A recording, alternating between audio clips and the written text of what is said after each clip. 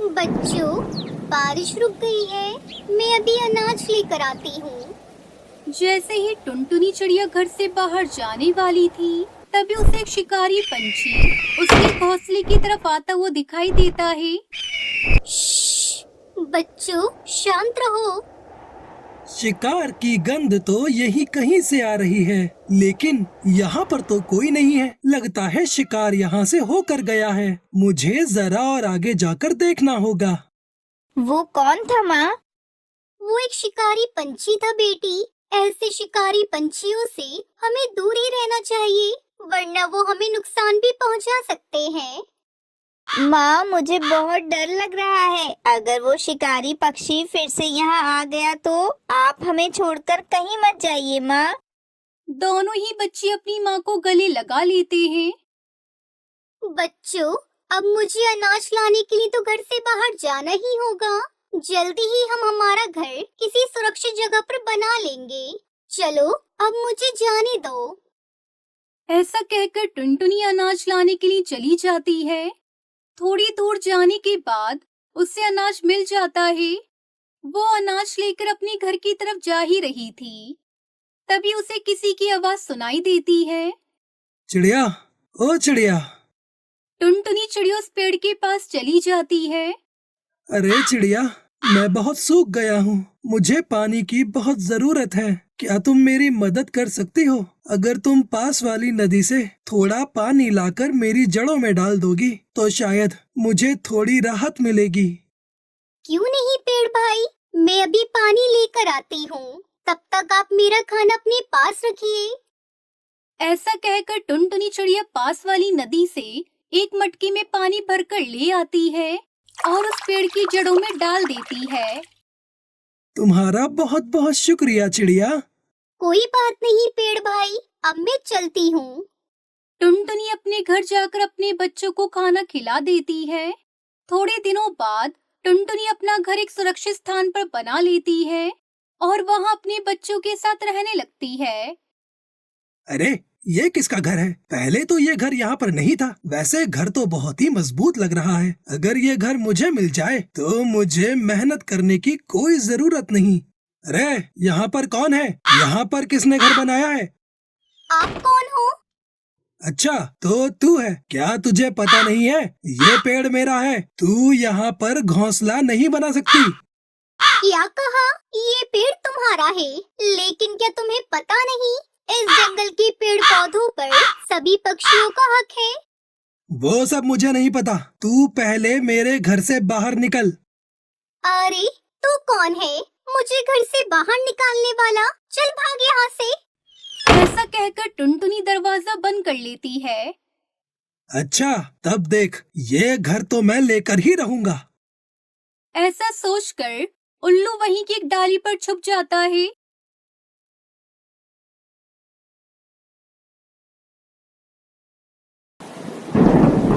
पहले मेरे घर से बाहर निकल। अरे उल्लू अंकल, हम इतनी तेज बारिश में कहाँ जाएंगे? वो सब मुझे नहीं पता। तुम पहले निकलो यहाँ से, वरना मैं तुम्हें खा लूंगा। तभी टुनटुनी वहाँ पर आ जाती है। अरे बच्चों, तुम दोनों बाहर क्या कर रहे हो? चलो अंदर जल्दी से। माँ, उस उल्लू अंकल ने हमें हमारे घर से बाहर निकाल दिया। अरे बाप रे, ये क्या हो गया? एक तो मुझे अनाज भी नहीं मिला और यहाँ मेरा घर भी उल्लू ने छीन लिया। बच्चों, तुम चिंता मत करो, चलो मेरे पीछे आओ। बारिश में भीगने की वजह से बच्चे ठंड से कपकपा रहे थे। हे ऊपर वाले, अब मैं क्या करूं? किससे जाकर मदद मांगूं? अरे चिड़िया, क्या हुआ? टुनटुनी इधर उधर देखती है। मैं वही पेड़ हूँ जिसकी तुमने उस दिन मदद की थी। पेड़ भैया, लेकिन आप तो उस दिन बहुत सूख गए थे। हाँ, मैं तुम्हारी मदद से फिर से हरा भरा हो गया हूँ। लेकिन तुम्हें क्या हुआ? तुम इतनी परेशान क्यों हो? फिर टुनटुनी सारी बातें उस पेड़ को बता देती है। अच्छा, तो ये बात है। अरे चिड़िया, तो तुमने मुझे पहले क्यों नहीं बताया? रुको, मैं कुछ करता हूँ। ऐसा कहकर पेड़ अपने जादू से सुंदर सा मिट्टी का घर बना देता है। ये देखो चिड़िया, ये रहा तुम्हारा नया मिट्टी का घर। अरे वाह, ये घर तो बहुत सुंदर है। टुनटुनी और उसके बच्चे घर को देखकर बहुत खुश हो जाते हैं। आपका बहुत बहुत शुक्रिया पेड़ भाई, लेकिन बारिश की वजह से ये घर गल भी सकता है। नहीं नहीं चिड़िया, ये एक जादुई घर है। ये बारिश में नहीं गलेगा। ये घर धूप में ठंडा और ठंड में गर्म रहेगा। पेड़ भाई, मैं आपका ये एहसान कभी नहीं भूलूंगी। अरे चिड़िया, तुमने तो मुझे मरने से बचाया था। ये तो उसके सामने कुछ भी नहीं है। अब तुम जल्दी से अपने बच्चों को लेकर उस घर में चली जाओ, वरना तुम्हारे बच्चों को सर्दी हो जाएगी। फिर टुनटुनी अपने बच्चों के साथ उस घर में रहने लगती है। दूसरी तरफ उल्लू बारिश को निहार रहा था। अरे वाह, ये बारिश का मौसम, मुझे ये बारिश बहुत पसंद है। अरे ये तो उस उल्लू की ही आवाज लग रही है। अरे उल्लू, दरवाजा खोल। अरे ये चील यहाँ क्या कर रहा है? अगर इसे घर में नहीं लिया तो ये मुझे ही घर से निकाल देगा। उल्लू दरवाजा खोल देता है। अरे चील भाई, आप यहाँ कैसे? अरे दिख नहीं रहा क्या? बाहर बारिश हो रही है। चलो हटो, मुझे अंदर आने दो। ऐसा कहकर चील जबरदस्ती से घर के अंदर घुस जाता है। अरे तेरा घर तो बहुत छोटा है, चल अब यहाँ से निकाल। लेकिन चील भाई, मैं बारिश में कहाँ जाऊँगा? मुझे भी यहाँ पर ही सोने दीजिए। अरे निकल यहाँ से। तू तो ऐसे कह रहा है जैसे ये घर तेरा हो। फिर उल्लू चुपचाप घर से बाहर निकल जाता है। अरे अब मैं कहाँ जाऊँगा? फिर उल्लू बारिश में भीगता रहता है और बारिश की वजह से उसे सर्दी लग जाती है। इस कहानी से हमें सीख मिलती है कि बुरे लोगों के साथ हमेशा बुरा ही होता है। एक समय की बात है, एक घना जंगल था जिसमें हर तरह की छोटे बड़े जानवरों और पक्षियों का बसेरा था। उसी जंगल के एक पेड़ पर घोंसला बनाकर एक नन्ही चिड़िया भी रहा करती थी। एक दिन उस जंगल में बहुत बुरी आग लग जाती है। सारे जानवर चिल्लाने लगते हैं, भागो भाई भागो यहाँ से, आग लग गई है। नन्ही चिड़िया जिस पेड़ पे रहा करती थी उस पेड़ में भी आग लग जाती है। उसे भी अपना घोंसला छोड़ना पड़ता है, लेकिन वो जंगल की आग देखकर घबराती नहीं है। वो तभी नदी के पास जाती है और अपनी चोंच में पानी भरकर जंगल की ओर लौटती है और चोंच में भरा पानी आग में डालकर वो दोबारा नदी के पास जाती है। इस तरह नदी से अपनी चोंच में पानी भरकर वो आग बुझाने की कोशिश करती है। हे भगवान, मुझे जंगल को बचाना होगा, नहीं तो इस आग में जलकर सब मर जाएंगे। चिड़िया को आग में पानी डालता हुआ देखकर सारे जानवर उस पर हंसने लगते हैं और कहते हैं, अरे चिड़िया रानी, ये क्या कर रही हो? चोंच भर पानी से जंगल की आग बुझा रही हो। पागलपन छोड़ो और अपनी जान बचाकर भागो। जंगल की आग ऐसे नहीं बुझेगी। उनकी बात सुनकर नन्ही चिड़िया बोली, तुम लोगों को भागना है तो भागो, मैं नहीं भागूंगी। ये जंगल मेरा घर है और मैं अपने घर को बचाने के लिए अपनी पूरी कोशिश करूंगी, फिर कोई मेरा साथ दे ना दे। चिड़िया की बात सुनकर सभी जानवरों का सर शर्म से झुक जाता है। उन्हें अपनी गलती का एहसास हो गया था। सबने नन्ही चिड़िया से माफी मांगी। हमें माफ कर दो चिड़िया रानी, तुम सही कह रही हो, जंगल हमारा घर है, इसे बचाना हमारा फर्ज है। फिर सभी जानवर उसके साथ जंगल में लगी आग बुझाने की कोशिश करते हैं। आखिर में उनकी मेहनत रंग लाती है और जंगल की आग बुझ जाती है। फिर सब चिड़िया रानी से कहते हैं, शुक्रिया चिड़िया रानी, आज तुम्हारी हिम्मत की वजह से ये जंगल बच पाया है। अब सब एक साथ जंगल में खुशी खुशी रहते थे। तो इस कहानी से हमें ये सीखने को मिलता है, परेशानी चाहे कितनी ही बड़ी क्यों ना हो, बिना कोशिश किए हमें कभी हार नहीं माननी चाहिए। आज का सवाल ये है, जंगल की आग कौन बुझाता है? अगर आपको पता है तो आप हमें कमेंट करके जरूर बताएं। अगर आपको ये वीडियो पसंद आई हो तो इसे लाइक और ऐसी कहानियाँ देखने के लिए मेरे चैनल को सब्सक्राइब करना ना भूलें।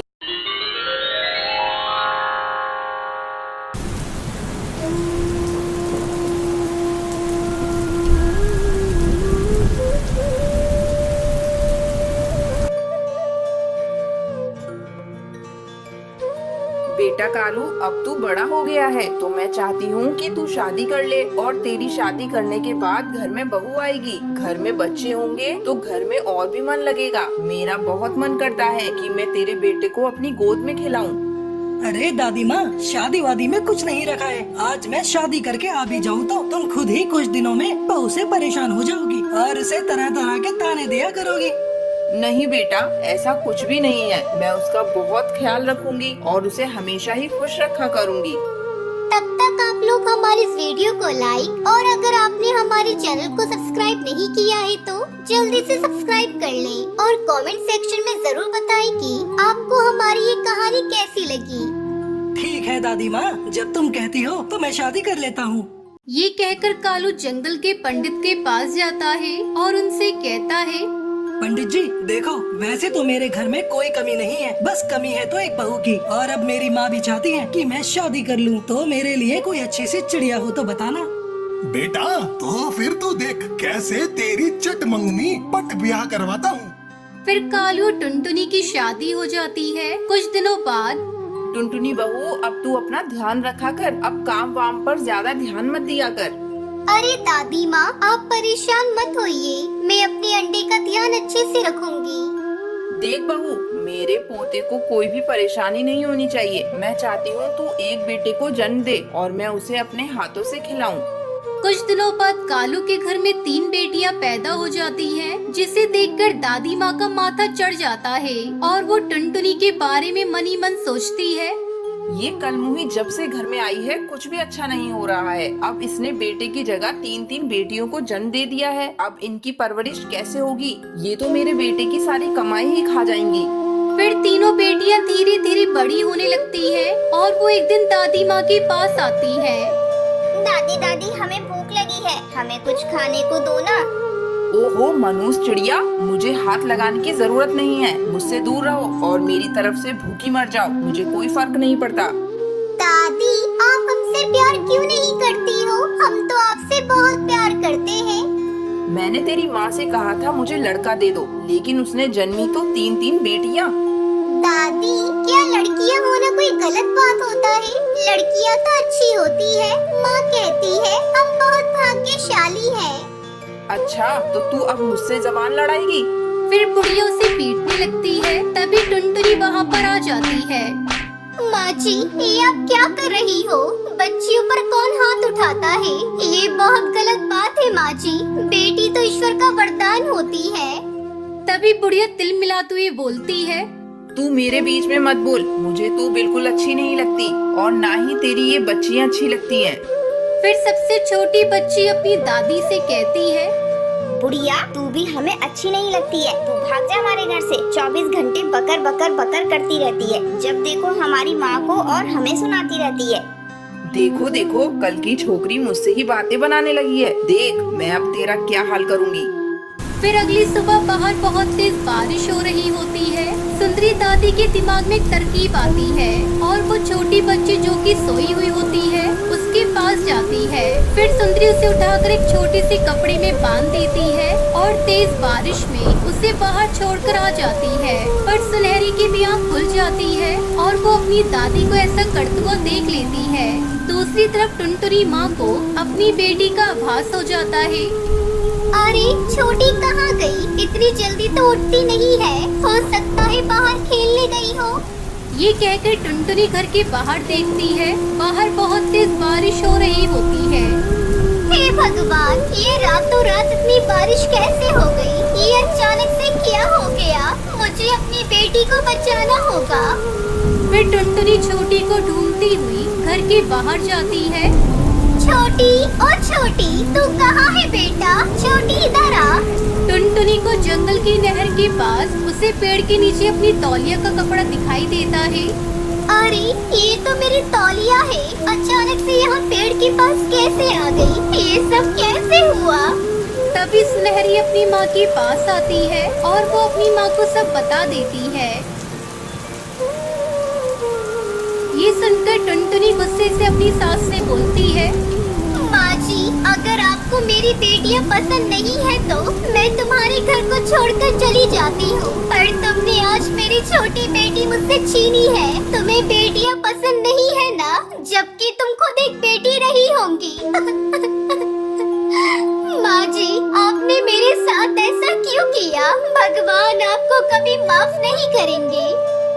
इतना सुनते ही सुंदरी की आंखों में आंसू आ जाते हैं और वो कहती है, मैंने तुम लोगों के साथ कभी भी अच्छा नहीं किया, फिर भी तुम्हारी बातों ने मेरा दिल जीत लिया और मुझे पता चल गया कि बेटा और बेटी सब एक जैसे होते हैं, उनमें कोई भेदभाव नहीं होता। उस दिन के बाद से पूरा परिवार खुशी खुशी एक साथ रहने लगता है।